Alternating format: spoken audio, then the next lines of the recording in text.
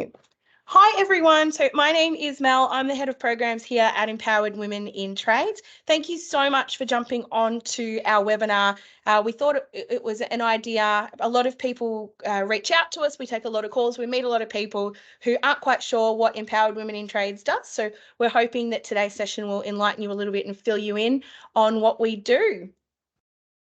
Before we begin, it's really important to us, in the spirit of reconciliation, the EWIT team would like to acknowledge the traditional custodians of country throughout Australia and their connection to land, sea and community. We extend our respect to their elders past, present and emerging, and we'd also like to extend that welcome to any Aboriginal or Torres Strait Islander peoples who join us today.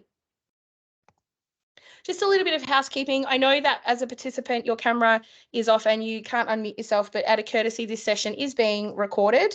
If you do have questions throughout the session, you can either use the chat function or the Q&A function, and I'll make sure that we get to those for you throughout the session and at the end. We are going to be hearing from myself, from Hacia, our CEO, and also from Hannah, our head of commercial today. And we don't plan on keeping you much past the 30 minutes. So we appreciate you jumping in what is hopefully a lunch break and you're enjoying a sandwich or having a chat to us. Just letting you know, we did have some technical difficulties at the start. So if you weren't able to catch this live, we do apologise and hope that the recording serves that purpose for you. And if you do have any questions, you can reach out directly. So it is my pleasure to introduce Hacia Atherton, EWIT founder and CEO, and Hace is going to take us through the EWIT, why EWIT was created, our vision, and I guess what we do here. Over to you, Hace. Thanks, Mel, and hello, everyone. Welcome. I hope you're enjoying your lunch break. So my name's Hacia Atherton, and I'm actually a fifth-generation plumbing family. But because of my own unconscious bias, I never asked my dad whether I could go work in the factory. So our family company now manufactures medical infection control equipment. And I thought my pathway had to be something like university. I'm actually a qualified accountant, so I went down that pathway, but it just never really fitted for me. So when I got all of my qualifications and I had experienced in the business side of our family company, my dad then said, off you go into the factory and learn the trades from the ground up, which was a very overwhelming thing to do. But I actually fell in love with welding, and I was 29 at the time. I was a high-level dressage rider. I had a HECS debt, a mortgage debt, very expensive horses that were eating a lot of food, so I couldn't go and do a welding apprenticeship. But it was the first time that I'd come across a career pathway that really lit me up, and that made me start thinking about why are more women not looking at these career pathways. And there's so many different barriers. I had my own barrier of my unconscious bias that trades were not for women, and if there was any way that I could change that bias consciousness, I really wanted to do that. So I started thinking about it, and then we led to establishing Empowered Women in Trades to start bringing down those barriers to entry for women. So what I wanted to create was a community, because as that saying goes, it takes a village to make change. So we wanted to create that community of stakeholders, of employers that were like-minded, that had safe environments physically and psychologically, that wanted to employ women for the right reasons, as well as communities of schools that encouraged trades as a career pathway and didn't make students feel like they were secondary to the university career pathways just because they wanted to go do a trade, that it's actually an equivalent career pathway. And then a community of incredible women and non-binary people that want to take that courageous step to enter into the careers of the skilled trades industry. So next slide, thanks, Mel. So what we've built our businesses on is the value of making sure we empower people with information, and that's information around the trades, the different industries. So if you want to be an electrician, what that looks like in construction, commercial or residential, what that looks like in manufacturing, what that looks like in the service industry. So you're empowered to make courageous decisions around your career. We always work with a high level of compassion and integrity, because going through this journey can be quite confronting and quite nerve-wracking. I know when I first put on my steel cap boots and walked into the factory for the first time, a factory full of men, I felt very overwhelmed, and I was so lucky to have compassion around me within the team in the factory to make me feel like part of the team. And then what we make sure we always do is innovate. And you'll hear more about this when Mel speaks about our programs. We tailor make so many of our programs to fit our stakeholders' needs and desires and really disrupt what's happening out there. So it's not that traditional pathway into trades. And then our goal is always to transform the mindset of women who think they can't because they're a woman, the mindset of industry that think women can't do the trade-based roles, and that culture of harassment and bullying that we see in these industries to both males and females. So we're very committed to transforming the industry culture to one that's a psychologically safe industry for all, so everyone can thrive in their chosen career paths. So for our 2023 focus, it's all around impact, and that's impact on the women and non-binary people, that's impact on the industry, whether that's construction, manufacturing, mining, and that's just an overall impact on that community that we're bringing together. The community is a very important piece to everything that we do, and we're very collaborative in how we work with people. So next slide. One of the great things that we do, I'm now currently studying a Master's of Applied Positive Psychology. So my second passion to welding is positive psychology. And I came across this when I had a really bad horse riding accident and I had to learn how to walk again. And positive psychology really put me in the mindset to thrive through that adversity and hardship. So all of our cultural renovation programs that we do with our clients is very co-designed, addressing what kind of problems or issues might be happening currently within the organisation and building on the strengths that are already there. So there's an interview process that happens to really understand what's happening within the organisation. So then we can build frameworks based on positive psychology, evidence-based theory to really transform that culture into a positive one, building on the blocks that are already there inside your organisation and making sure that there's true support towards inclusion and diversity. And that sometimes is just becoming aware of certain different things that different genders and different people are experiencing. Next slide. Amazing. Thanks, Hayes. Over to me now. Thank you. So as I mentioned before, my name is Melinda Davis. Everyone just calls me Mel. I'm the head of programs here at EWIT, and I often tell everyone that I have the fun job. So part of my role here is to design and deliver the EWIT programs. And this is what you would see all over our social pages, some of these photos. And I could have filled slides and slides and slides on these photos, but I've put a few here because it's not just about me telling you how much fun they are. It's also about seeing that and seeing these photos, and you can see the smiles on the faces. But as Hayes mentioned, when we design a program and when I meet with a stakeholder about what that program looks like, there's no cookie cutter model here. It's not a product that we on sell to you. It's actually something that is designed by a human to cater to the needs of that stakeholder. And sometimes that program can be a day, sometimes that program can be 3 weeks, and it incorporates some work experience. But it's really important to make sure that we understand the business needs, and we then also understand what are you looking for in candidates, and understand who is the right fit. So when we're seeking participants and when we're seeking candidates and people to come in, that we're trying to find the right balance so that everyone's getting a really successful program and enjoying the experience. Part of our programs is basing it on, again, the principles of positive psychology, but we introduced something called PERMA, which can be used at an individual level to really focus on well-being and really help to have a successful, thriving career.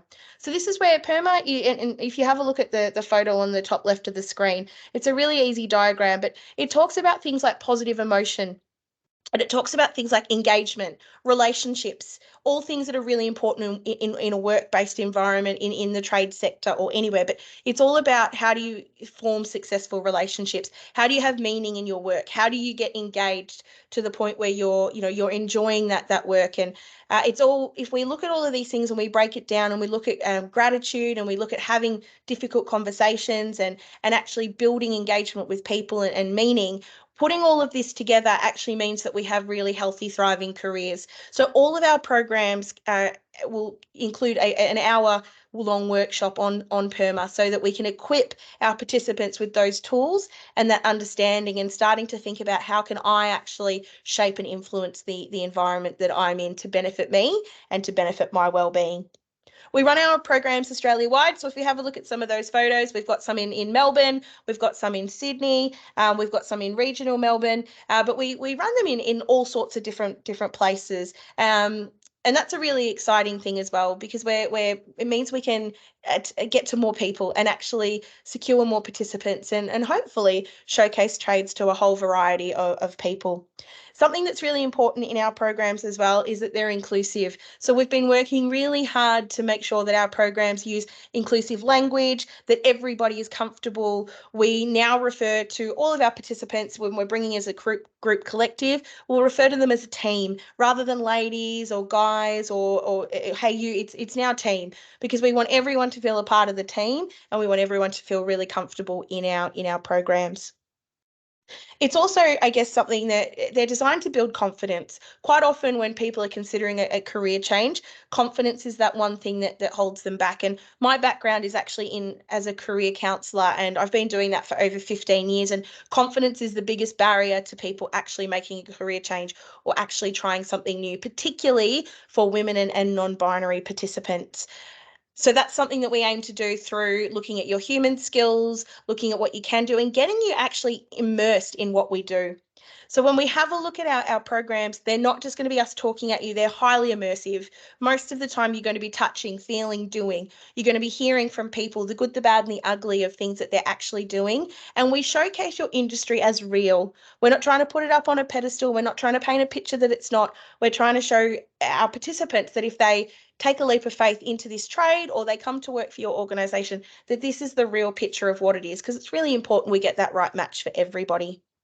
At the end of our programs, we also have something that we call a call to action. So it's not just about a program and going, oh, great, we've got you interested. We will always give you the next steps. So this is the next step in applying for a role here at the company that we're at. Or if you're interested in a trade, this is how we now connect with you with a TAFE or an apprenticeship provider. We'll always make sure you're not left to work out the next steps on your own, and it will support you to make an informed choice as to what's right for you. So the programs, if you check out our socials, you'll see some videos. You'll get a sense for what it is that you do and what we do while you're on the programs. And, these programs that I'm talking about now, they're delivered for mostly our school leavers. So these programs would be 18 plus. We would deliver them in an independent environment. But we also run programs for schools because we're really conscious of building a pipeline so that we are building the future workforce as well. So here at EWIT, we also run programs for schools where we look at coming in and doing a year 7 and 8 roadshow. And what a roadshow is, it's a double period. So it's about an hour and a half to 2 hours of interactive activity, but it starts to get them thinking about trades, starts to introduce things they might not have heard of or had an opportunity to see at school. And we might bring in plumbing in year 7 with some electrical, and then in year 8 we'll bring in carpentry and some metal trades. But they're activities they hear from our tradies, they hear and they start to think and they feel, and then hopefully they're going home and also having conversations with their parents about what did they enjoy and how engaged they were. In year 9, we step that out a little bit further and we actually do a full day. So that's where we're looking at a tools skills day where we will showcase 3 to 4 trades in a day. We may take them to a TAFE or to industry to actually get a sense now of something outside of school, that this actually exists outside of my school environment. And again, it's all about planting those seeds leading into that sort of year 10 where we get to that really critical decision about what pathway is for me. And in year 10, we'll take people on industry immersions. So we did a few last year where we were lucky enough to take a group out to a capital construction site, and they got to walk around and actually see a real live construction site, see what was happening. They got to see what people were doing. And it was really interesting because what stuck out the most was on this tour, they were building a brick wall. And when they walked past the first time, it was only sort of, 10 bricks deep. But by the time they got back 20 to 30 minutes later, it had absolutely expanded. And that was what was captivating to them, that it's not just this in the classroom anymore, it's how that would actually apply in real life. And then we support from year 10 into, those school-based apprenticeships or apprenticeship opportunity, and can link them into places that support. So programs for out of school aged participants, career changes, long-term unemployed. There's a program for everyone. And we do lots of different things right through manufacturing, construction, for skilled trades. So there's always an option for everyone. If you're not sure what's for you, definitely chat to us. And if you are interested in running something for a school, or you're interested in supporting the pipeline of the future, there's definitely options there as well. I would like to just introduce now, I can talk about programs all day, but Hannah, I'm going to throw over to you to talk a little bit more about our commercial side of the business and how people can get involved in EWIT. I mean, I'm not going to lie, Mel can really talk about programs all day. I know, because sometimes I talk to Mel about programs all day. So some of you might be wondering why, when you see this slide, Pipeline Engagement, the head of commercial, is running this one. So I'm just going to take a step back and mention a couple of things for your broader knowledge. One is I wear a few different hats within EWIT under my role. I do all of our social media and marketing. I do pipeline and engagement. I do all the commercial elements too. Within that, I think it's worth mentioning that EWIT is a group. We do actually have a social enterprise as well as a charity. So for working with, for example, big build government contracts, we go through the social enterprise. If you're working with vulnerable people, we would run this through the charity. I do think that is worth noting for your background information, as it were. Particularly when it comes to who we're getting and where they're going within our programs is perhaps the best way of putting that. So in terms of, we run all these absolutely fabulous programs. We have HASTE, making sure that everyone's getting their courage and confidence on. Mel's supporting from day zero all the way through. We have mentoring and networking as part of these as well. But of course, where are we getting the women from is what everyone wants to know. So it comes as always the first question I get asked. And really it's from a variety of networks. We have amazing relationships. I can see a couple of people on here from the local jobs. We work with employment and recruitment agencies who may be having someone who's not quite ready to go straight out on site, isn't sure where within an industry they fit. They might be mature age and not sure about an apprenticeship or about the pay grades, etc. We're able to navigate all of that with them. We also work with, equivalent social enterprises, charities and not-for-profits. So, whether it's Dress for Success or working with some refugee groups to really facilitate both, cold groups and just women in general looking for something different, looking for a change. We've obviously got schools and careers counsellors. Schools are obviously a captive audience, and it's really great to work with them. Of course, that's, you're looking at 3 to 4 years or more before they're into apprenticeships, if they take up an apprenticeship. But of course, working with career counsellors is incredibly important to showcase that, it's the other 4-year degree. We talk about university so often, it feels like trade schools just get lost in the noise. And yet there are an incredible amount of benefits to taking up an apprenticeship or a traineeship, both in terms of financially being ahead, but also in terms of the way people learn. It's really, really different. And it's really important that that is equally as encouraged. And of course, we have our database. Now, our database is split between two. One is obviously our socials, which I'll get into a little bit more, but also through our newsletters and EDMs and networks, which is all over Australia, all through our events. We host regular events. We're doing a Bunnings barbecue in Melbourne if anyone's in Melbourne and wants to come this week. Next week we'll be doing one in Sydney.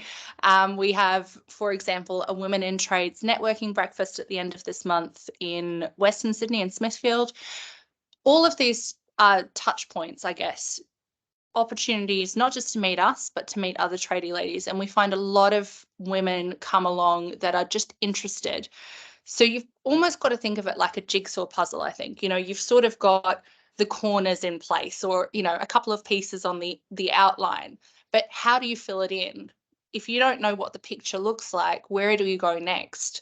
And we're really able to, you know, lift some of the shadow from that and bring it in together.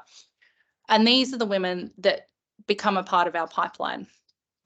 In terms of social media, we've got an incredible social media reach, but a lot of what we're doing with our social media is not just about promoting what we do. It's really about showcasing other women out there that are already doing it.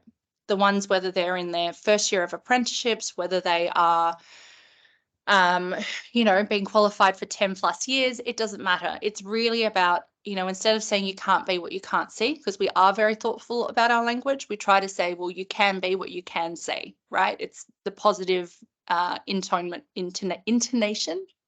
My God, I swear English is my first language.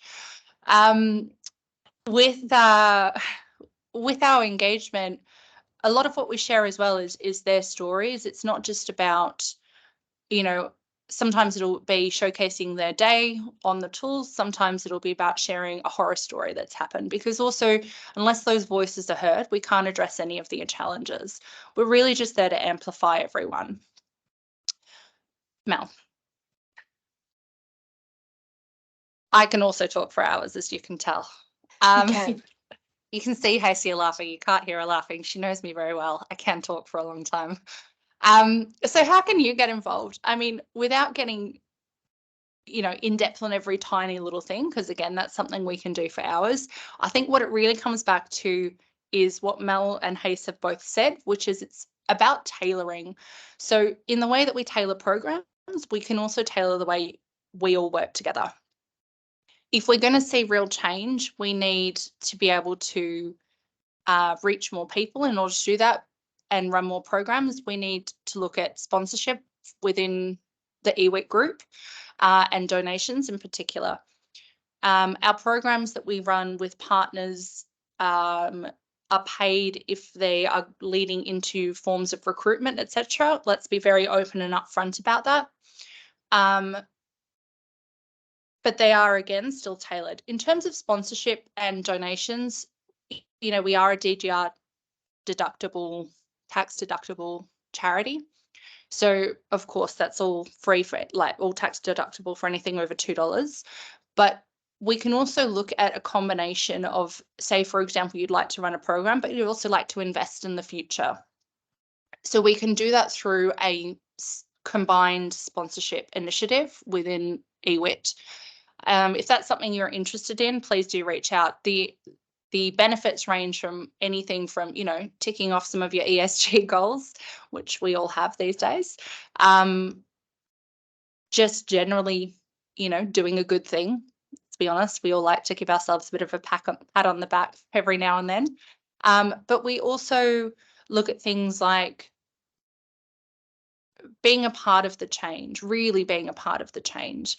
And by being able to associate with empowered women in trades, we're able to also amplify your brand, your voice, your jobs, your network, and make it mutually beneficial for everyone involved. In addition to that, we are about to launch Tradie Network, which we are beta testing at the moment, which is very exciting. And we will soon be looking for both partners to jump on board, but also opening it up to all of you to be on board. Tradie Network's going to be really important, not just for us, but again for the community, because we've designed it for everyone, but through a female-centric lens. And the difference this makes is it's an equivalent of, I guess, a LinkedIn crossed with WhatsApp, crossed with a Facebook feed into a social platform.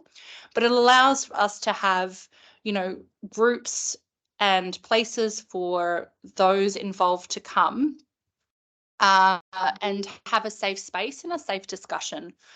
And along with that, we can share news. There'll be job opportunities. There will be access to both discounts within industry, but also to a whole bunch of learning and education opportunities as well. So yes. Excellent. Thanks, Hannah. And if you do have any questions about how to get involved, please reach out to Hannah.